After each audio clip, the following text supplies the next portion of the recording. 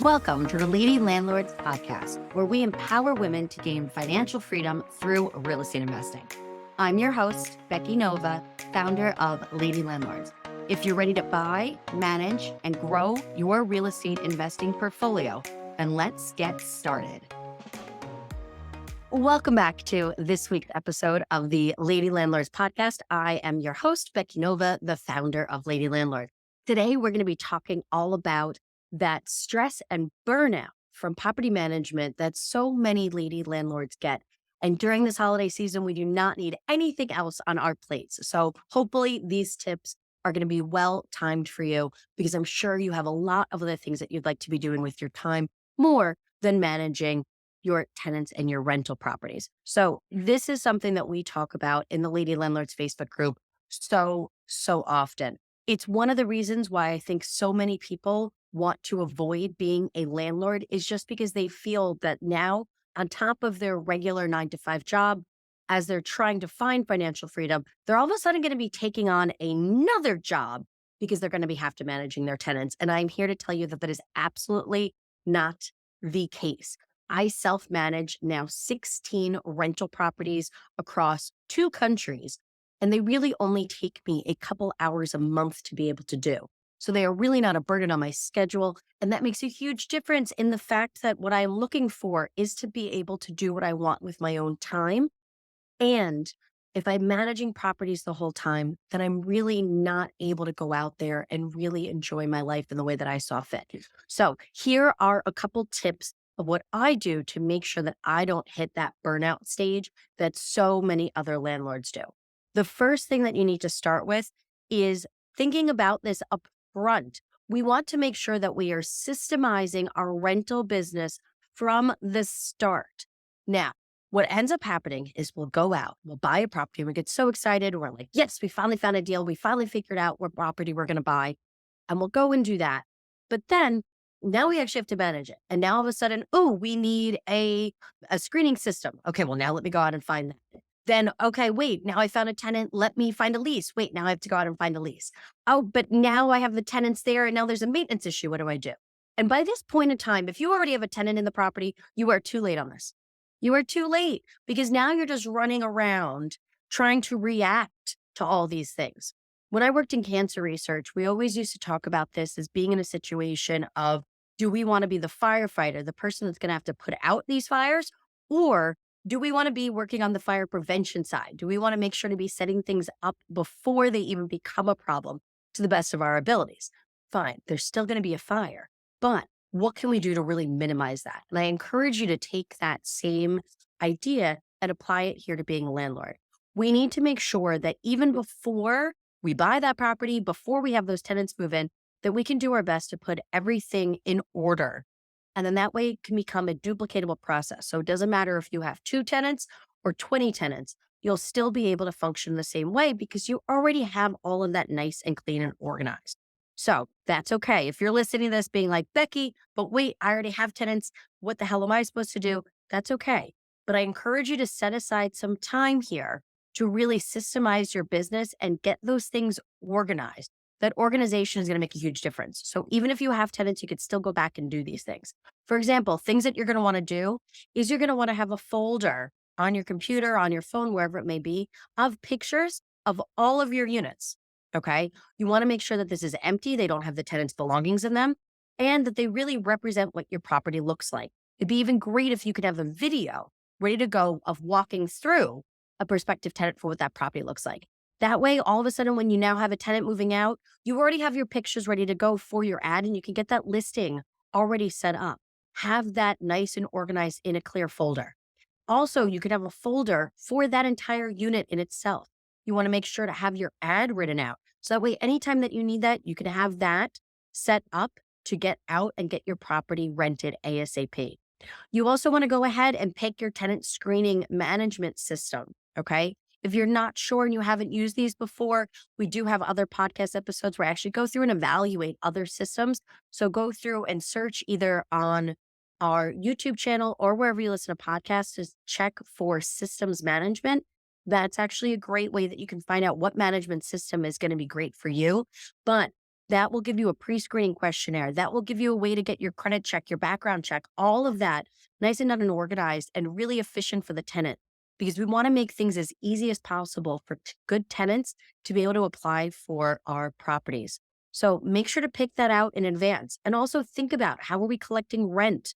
How are you going to deal with maintenance issues? All of those things we do not want to be dealing with in the time. When we start running around and start having to multitask, that's where we feel so much of that stress, being behind the eight ball and really feeling burned out. And I don't want you to feel like that as a lady landlord. We want to make sure that you are feeling empowered and that you realize that this is a great way to be able to bring in money and to really get out of that 9 to 5 that maybe you are not just enjoying, even if you happen to be listening to it while you're at work, or if you are listening to my voice while you are driving to that office that you are not excited about. This is a great way. You're dedicating yourself. You are putting in the work that you need to be able to get yourself free. But these are things that are going to ensure that you have that freedom once you start growing your rental portfolio. Now, once we're able to have those systems in place and get that organization put there, that once again will just make it so much easier when all of a sudden something comes up with the tenant. You already know what you're doing. You already have that response already planned out and already organized. Okay. Then the second that we want to do is that we want to make sure that we put our boundaries in place. This also is something that I'm seeing a lot in Lady Landlords in our Facebook group, that we're saying, well, I got a text message from the tenant at this time, or hey, this was now what I received a message on Thanksgiving. It was at dinner time, or this is what I'm getting on the weekends. Well, we are businesses, right? Like larger property management companies, we should have business hours. We should have clear communication channels. This is, I'm sure, the same way that your office would do things. If your boss messages you all of a sudden at 8 o'clock on a Tuesday night, you're probably not going to be very happy about it, right? And that would be something you're going to say, nope, my hours and my job are that 9 to 5. That's when I'm going to respond. We should be doing the same thing within our landlording business. Set those boundaries of what communication looks like. First off, how do we even want people to communicate with us? Do we want to receive text messages? Honestly, I kind of don't, because it's way too easy to just send off a quick message to somebody. But an email, that is really something that I actually have to go in and check and I have to go look for. So personally, my way of communication goes to emails. That is something that I have a specific email address just for my tenants. So that way I know what I'm checking and that I'm going to have to deal with the things that are in that folder when I do check that. So you can set up an email address specifically for those emails from your tenants, but make it very clear to tenants when they are moving in, how to communicate. Hey, I'm available via email Monday through Friday, 9 to 5. For all emergencies, though, please do call me. Here is my phone number. But realize that this phone number is for emergencies, okay? Use that do not disturb button on your phone, but clearly make sure that you have it where tenants can reach you in case of that emergency, where those calls will ring through, okay? So you want to make sure to set those boundaries up front as soon as you can. These are also things that should be in your lease, but have those pathways set out. If you're using property management software, if you were using, for example, Rent Ready, which happens to be one of my favorites, if you were using that, then make sure the tenants understand that that's where they should be submitting not only their rent, but that's also where they're supposed to be submitting their maintenance requests. Now, once we tell our tenants what these communication boundaries are, we have to enforce them. That means all because all of a sudden you get a text message at 7:30 at night on a Tuesday and it's not an emergency, do not answer it. Go back, answer it during your regular business hours, and then move that communication, not via text, but move it to email. If you said, hey, for non-emergency messages or maintenance issues, email me. Respond back in the proper channel. Make it clear to them that they need to use the proper ways, okay?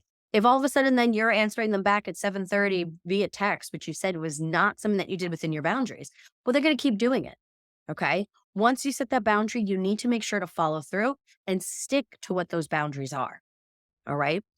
So have that clear. Think about what's going to be best for you. Like I said, that's how I use email. That's how I use text.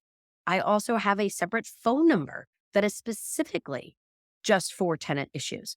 So what works for me is not necessarily what's going to work for you. Think about what's going to work best for you to make sure to give you that peace of mind and that space that you need to separate work from landlording, from family time, from your own time.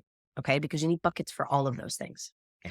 Last tip I'm going to give you for today is to make sure that when something does occur on one of your properties that has you in that place of stress, or that you're feeling like this is just something you absolutely have to react to, listen, that's okay. Go take care of that. Like I said, regardless of how great our prevention can be, there's always going to be some fire that we're going to have to put out. But make sure to take some time to think about what caused that fire. What really was the issue? So, for example, if all of a sudden you have a tenant calling you saying that there's a leak in their bathroom, okay, well, this is something we need to take care of. This is something we don't want it affecting other units. We don't want it doing any type of damage. We don't want our water bill to be any bigger. So, this is something we have to take care of. Great. Go get your plumber over there. Make sure to fix that leak. Take care of that. But we then need to evaluate that cause. Why did that happen? Okay. What I mean by that is we want to think about, one, was this just because pipes are older? They hadn't really been taken care of by the previous owner of the property. So that's why they're an issue. Or is this something that was tenant caused? Whatever that may be, we want to then start to think about, well, what can I do to prevent this situation in the future? What could I have done? Sometimes, listen, there's going to be nothing. There is nothing that I could have done to have prevented this issue. Things are just accidents. Things just break. Things happen. That's okay. But if this is something that is either reoccurring or something that we can prevent, take the steps to figure out what you can do to say, hey, listen, this leak happens every other month on this property. It's always that same unit. It's always that same bathroom. Well, instead of keeping to put that bandage on an issue, let's really get at the root cause. Instead of having to send a plumber over there every single month to deal with an unhappy tenant every single month, let's just go and take care of the problem. Okay. This will start to then decrease the amount of time that you're having to work on these properties. And honestly, it's going to save you money in the long run to make sure that you have quality work done the first time instead of literally just trying to cover up what's really an issue that you're having. Also, your lease is so important because a lease really is the guiding principles that you want to use through that tenancy. So when something occurs, we want to go back to the lease and look at it. Maybe a tenant needs to move out of the property sooner and you're like, what am I supposed to do with an early termination? Go to your lease. Hey, this thing broke. A tenant called. They are having that problem with the leak. And you know what? It has nothing to do with us. It's because their kid keeps flushing toys down the toilet. Go check your lease. All of these things should be in there and be very clear from upfront whose responsibility it is, who's supposed to be paying for it, and how it's to be taken care of. So those are things that you want to make sure that are in your lease. If not, add them to your lease. So that way, next time you are not having the same headache as you have now, because both you and the tenant are clear on how those things should be handled. This will really decrease the amount of time that you are managing your property. One, it's going to get rid of any type of ambiguity because it's very difficult to have to deal with and go back and forth with the tenant on, well, is it my responsibility or your responsibility, or how is this supposed to be handled, or what do we do moving forward? That can create uncomfortability. That can also create bad feelings on both sides. That's going to create extra expenses. And once again, anything that you're doing with this back and forth, that's really just taking up your time and your mental energy on that. So make sure that in your lease, you have all of these things set out from the very beginning. Your lease should really be a working document.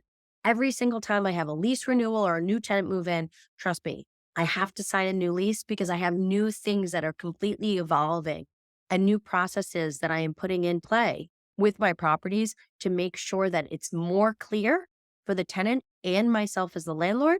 And I know exactly how I should be handling all of my situations. All of these different practices here are going to continue to minimize your time. But this is something that we really need to be proactive about. So if you are now running around already with what's going on in life and the kids and your day job and your partner and all the things that you have on your life, we want to make sure that we are consistently minimizing the amount of time that we are putting into our properties. Why? Because we really don't have to put a lot of time in to manage them properly and safely for our tenants. So I hope these tips help you today to make sure that you can be proactive with setting up your management for yourself, for your properties, for your tenants, to be able to continue to bring in that cash flow every single month. Thank you very much for joining me for today's episode of the Lady Landlords Podcast. Do make sure to hit that subscribe button, whether you're listening to us and the podcast or if you are watching us on YouTube. Also, if you enjoyed today's episode, please make sure to leave us a 5-star review. This will help so many other women be able to find us and be able to be landlording to their best abilities as well. Thank you very much. I will see you for the next episode of the Lady Landlords Podcast. We release new episodes every single Tuesday. Thank you for listening to the Lady Landlords Podcast. If you're feeling stuck in your real estate investing journey, visit lady-landlords.com to book a 15-minute orientation call with me and see if you're ready to join our mentorship program. Or you can subscribe to our newsletter and join our Facebook group for exclusive real estate investing tips and offers. Invest with confidence. Become a Lady Landlord today.